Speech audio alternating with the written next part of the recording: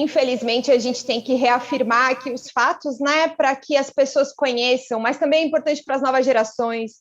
Acho que, por mais que desses anos todos, eu mesma, que também não vivi esse período, não deixei de conhecer ao longo da minha trajetória na escola e depois profissional. Então, assim, a entrevista do Valdemar, no final da tarde de ontem, ela vem para somar com essa questão dos áudios do STM. Os áudios do STM mostram os ministros falando sobre episódios de tortura que aconteceram, que foram relatados por pessoas que estavam respondendo processos na época na Justiça Militar. Mas o relato do Valdemar é o relato de alguém que presenciou.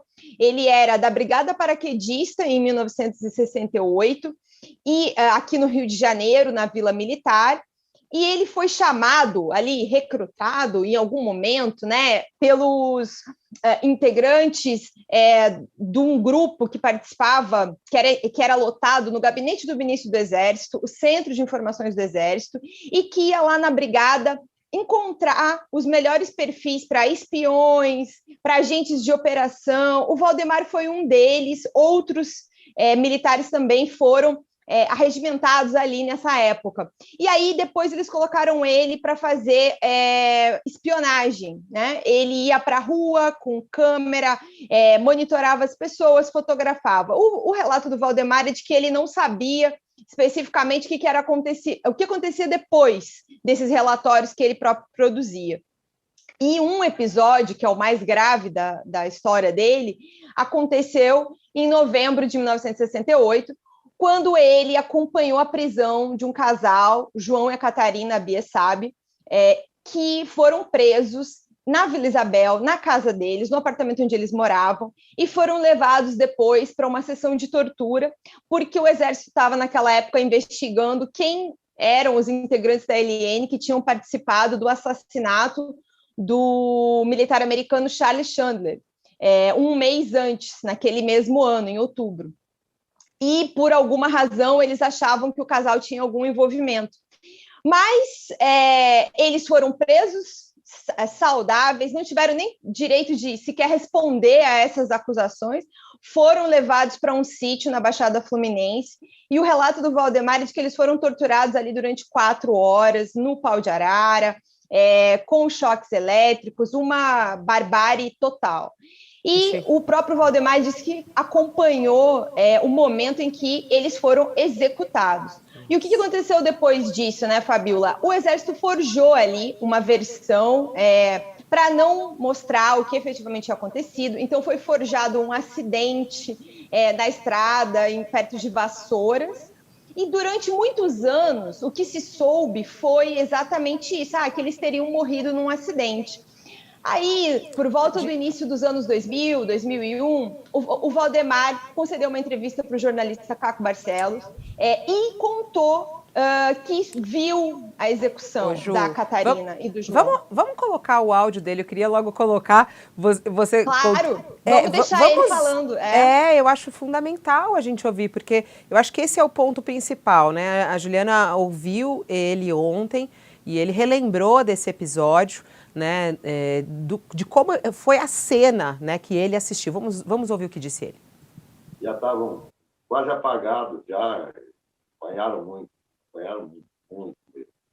Tomou choque, a menina tomou choque na vagina, no ânus, na boca, nos lábios, choque com um dispositivo que eles chamavam de pimentinha. Eles ficaram desparecidos ali. Aí foram postos um do lado do outro, no chão, e o Fred Perigão disse: esses daí não servem mais para nada, não tem mais utilidade nenhuma. E sacou uma pistola, né, e atirou na cabeça de cada um. Deu um tiro na cabeça de cada um e executou os dois ali. Entendeu? Mostrando para a população que realmente existiu documentalmente, como eu também tenho documentos para mostrar, que existiu, e existiu mesmo. Sabe? Eu assisti. Estou em perfeitas condições mentais para falar e para ir para qualquer foro devido para responder sobre o que eu estou falando aqui e muitas outras coisas que precisam ser ditas. Documentalmente, isso aqui não é conversa. Assim. A verdade, ela demora mais, com certeza. Muito forte a declaração dele. Para quem quiser na íntegra, a Juliana fez essa conversa com ele, tem um pouco mais de conteúdo para quem quiser, tá na página principal do UOL. Mas eu acho que isso que é muito importante, né? Porque a gente está ouvindo aí aqueles áudios que foram revelados pelo Tribunal Superior Militar, né, pelo Superior Tribunal Militar, e que trazem lá explicações. Aqui a gente tem o relato de alguém que viu isso acontecer e fala como foi. E depois conta, inclusive, da farsa que foi criada e que está pronto, né, a trazer esses relatos, né? Ou seja, dando a entender, né, Juliana, não sei se você chegou a perguntar para ele ontem, se ele acha que isso tem que ser reaberto, porque toda essa história está trazendo essa discussão, né? Que foi até a risadinha de Mourão ontem. Ah, mas os caras estão tudo morto. Não, não estão todos mortos, né? É preciso reabrir isso, é preciso fazer uma nova investigação, é preciso punir quem fez isso. Ele respondeu, Ju? Fabíola, ele tem uma crítica bem forte com relação a ter denunciado essas questões, como eu estava falando ali um pouquinho antes, né? Isso permitiu, na época, que a família fizesse um exame e constatasse que no crânio, né, foi feita a exumação dos corpos do casal e se encontrou uma bala na cabeça, né? Então, deu para comprovar o relato dele, mais do que ter esse relato, deu para provar. E aí o Valdemar tem uma crítica muito grande a justamente isso, a uma falta de justiça a esse caso e a ele próprio, porque de algum jeito ali ele entrou em conflito durante esse momento, ele tentou falar alguma coisa no sentido de que aquela situação não adiantava nada, mas ele estava na frente de alguns dos agentes mais violentos do Exército, que também acabaram ali intimidando e depois perseguindo ele tenta hoje a anistia política para o reconhecimento do que aconteceu também, a perseguição a ele próprio dentro do Exército. Ele é um militar orgulhoso de ser militar, até porque se aconteceu com alguns, isso não significa que, por exemplo, sobretudo o Exército hoje devesse compactuar, né, com essa situação do que aconteceu naquela época. O Exército hoje não é o Exército de 1970, de 1968.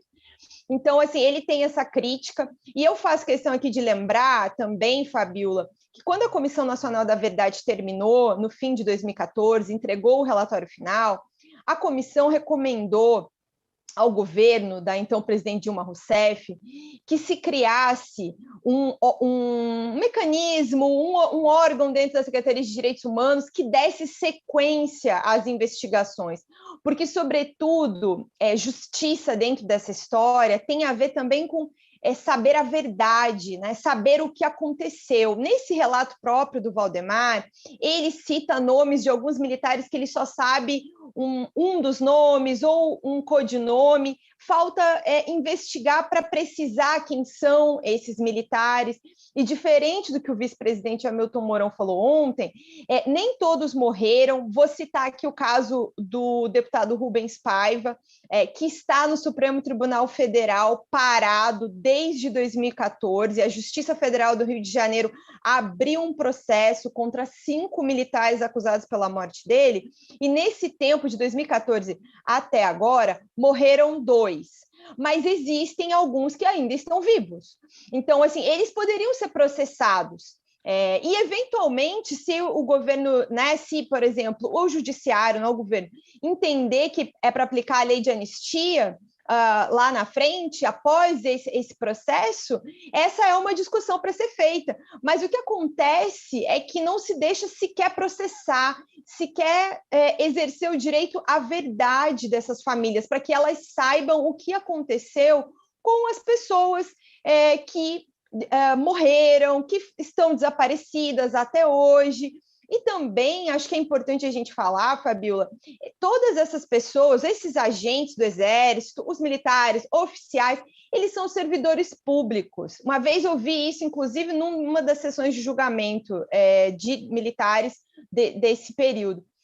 Um dos desembargadores do TRF2 falando isso. São servidores públicos, recebiam dinheiro do contribuinte, ou seja, do bolso do povo brasileiro, para fazer tortura. E hoje a gente vai assistir as pessoas defender isso, defender que ok fazer tortura, inclusive sendo pago pelo povo brasileiro, essa é uma reflexão aí que fica também hoje no dia do Exército, para o Exército brasileiro. O Exército brasileiro não tinha por que se confundir com o Exército de 1960, de 1970.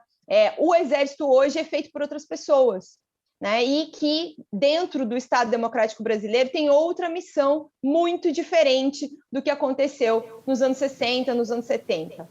É isso. Parabéns mais uma vez pelo trabalho.